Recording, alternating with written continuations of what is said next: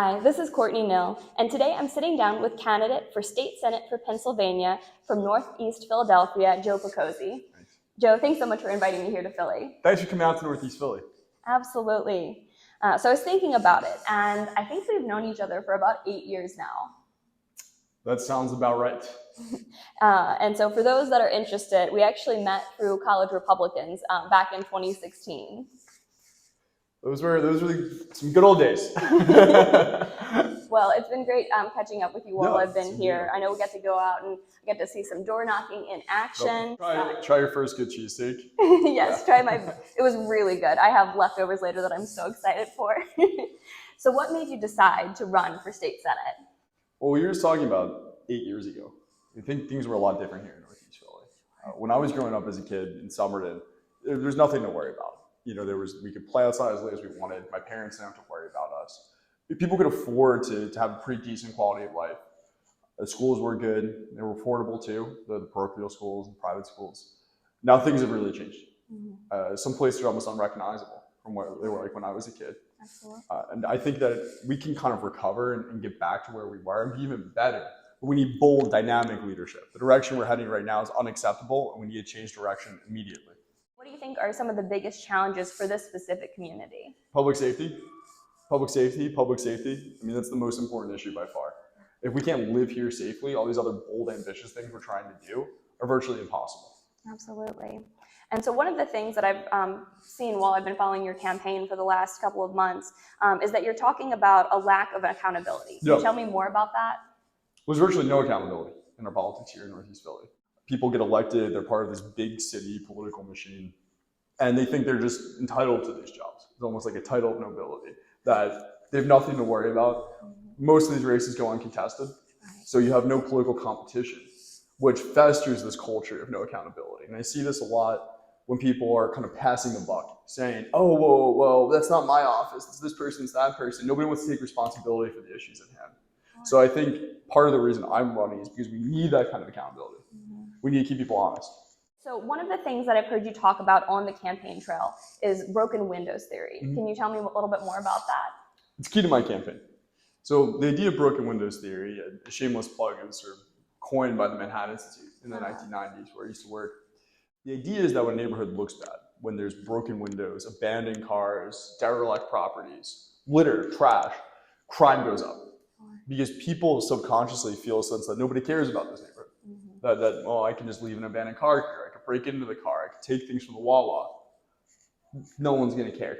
So when you actually clean up the neighborhood, right, when you pick up the trash, when you get rid of the abandoned cars, when you make sure the laws are being enforced, it creates a culture of, wait a second, this isn't the right place for that. Right? And we've seen statistically, studies have been done on this, when you fix those quality of life issues, crime drastically goes down. Mm-hmm.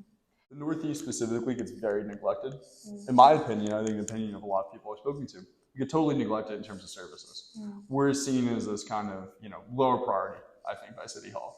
Sure. And we're a huge portion of the tax base. Mm-hmm. So it's really unfair to our people that we kind of get the short end of the stick when it comes to city services. Well, that makes a lot of sense. And I don't care what background you come from, what political party you're a part of, we all want our communities to be safe, so we can have the freedom to live our lives, pursue the American dream, and without that being disrupted by crime. I like that you brought up the American dream. I talk about the Northeast Philadelphia dream, which is sort of a localized version of the American dream. And all it is, it's nothing crazy, right? It's that you should live in a safe neighborhood. You should be able to send your kids to good schools where they're getting good education that reflects their values. You can afford, to go down the shore a couple times a year. Maybe take your kids to an Eagles game. It's gotten crazy, crazy expensive. That dream, some people say, oh, you can't do it. It's the Northeast Philadelphia of my childhood.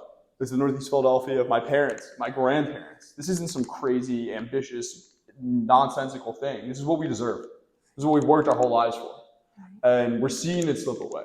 That kind of childhood I had and my friends had, that's becoming the exception for kids in Northeast Philadelphia. But it's not too late. It's not too late. So how are things going with schools here?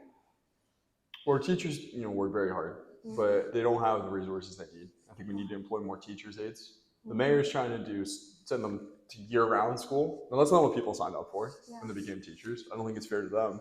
But I do understand the need to have places for kids to go and do things that are productive during the summer. Something I really want to focus on is more summer jobs, connecting kids with summer jobs, connecting them with businesses in Northeast Philadelphia, as well as with trade unions for apprenticeships. We need more after-school programs. A lot of our programs went away with COVID and were never revived. Kids need as many productive mentors in their lives as possible. And so funding more after-school programs, summer programs, vacational programs, art programs, music programs, robust physical education programs, I think is critical for the Northeast. And when kids are in these constructive environments, it serves a lot of purposes. It helps them find mentors. It helps them learn new skills, new passions. Every kid needs to find something they really connect with. It also keeps them out of trouble.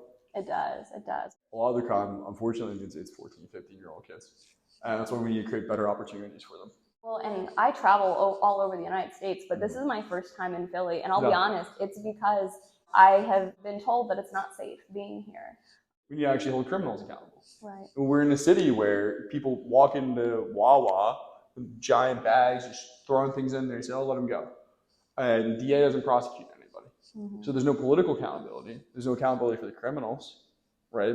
And when you have this culture where nobody takes responsibility, where nobody takes ownership of the problems, and there's just no accountability, you see this sort of cultural decay. And it demoralizes me. From your vantage point too, we have a huge opportunity coming up in 2026. We're hosting 6 World Cup games. We're hosting the NCAA semifinals. We're hosting the MLB All-Star Game and Home Run Derby. It's also the 250th anniversary of the founding of the Republic. Wow. Our semi-quincentennial. And the eyes of the world are going to be in Philadelphia. We're going to need dynamic, bold leadership to meet this moment. Because a lot of people are coming to Philadelphia for the first time. Right. And if it goes well, we're going to attract incredible investment in the city, which we deserve. But if we're not prepared, if we can't get some of these problems under control by then, you're missing out on a really, not even once in a generation, maybe once in a century opportunity for our city. So I think we need energetic leaders who are going to step in there and make sure we're prepared. Good, thank you. Well, I'm so glad that we get to sit down today and talk about things. I'm glad you can make it out to Northeast Philly. Well, I'm really glad to be here. I've been doing political commentary online now for the last couple of years, and I've decided that I want to be more proactive. So sitting down with like-minded people seems like a really great place to start. So for the viewers, if people are interested in finding more about you, where can they go online? Well, check me out on social media. My Instagram's at Joseph Picozzi, Picozzi. Our website's votepicozzi.com. I'm on Facebook as well, X, TikTok. We're on TikTok. But check me out on social media. And if you really want to get in touch with me, if you have any questions, I'm sure Courtney can put us in touch. Absolutely. And if they want to donate to your campaign, will that be on the website as well? It is on the website. Yes, please do. Everything helps. We're a grassroots campaign. And so any small dollar donations honestly makes a huge difference. Yeah, I think, it's the little things, being able to get literature, out for voters and things like that. And paying our volunteers. No, I mean, I think that I talk about summer jobs. I talk about helping kids have productive outlets. I believe we need to pay people. Yeah, I can't be saying that and not actually paying our kids. So that's important to me too. Well, great. Well, do you have any final things that you want to say before we sign off here? Well, I think we need change in Northeast Philadelphia. I think we need change really across the board. I think we need to look to new leaders, bold leaders. I think our generation is going to provide a unique, new, dynamic chance for the country to sort of re-energize itself. I don't think that we've seen what our generation is capable of yet. And I think that we're going to blow people away when we finally get into political power. So I think for young people watching this, I think you need to go run. You need to do it. There's no time to wait. Don't let people tell you no. You need to step up and lead. And for the voters that might not be in our age demographic, give us a chance. Let's see what we can do. Because believe me, we will deliver. Well, thank you so much for watching this video. Please like and subscribe if you love America and you'd like to see more content like this. Have a beautiful and blessed day. Goodbye. Cool. All right. Yeah.